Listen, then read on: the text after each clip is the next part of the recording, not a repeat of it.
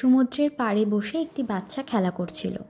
কিছু সময় পরে সমুদ্রের ঢেউ সেই বাচ্চাটির জুতো নিয়ে চলে যায়। বাচ্চাটি রাগ করে বালিতে লেখে, সমুদ্র তুমি চোর। কিছু দূরে ওই সমুদ্রতেই একটি ছেলে ডুবে মারা যায়। ছেলেটির মা সমুদ্রের বালিতে এসে দুঃখ করে লেখে, সমুদ্র তুমি হত্যাকারী। ওই সমুদ্রের পাড়েই যেতে যেতে একটি বৃদ্ধ মানুষ একটা দামি পাথর খুঁজে পান। তিনি সমুদ্রের বালিতে লেখেন, সমুদ্র তুমি দয়াবান।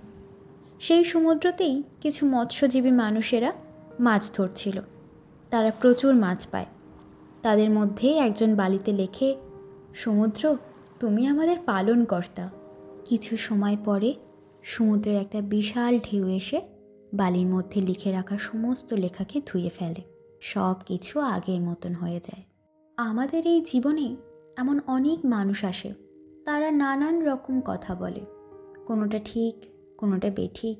আচ্ছা, ঠিক বেঠিক বলে কি সত্যিই কিছু হয়?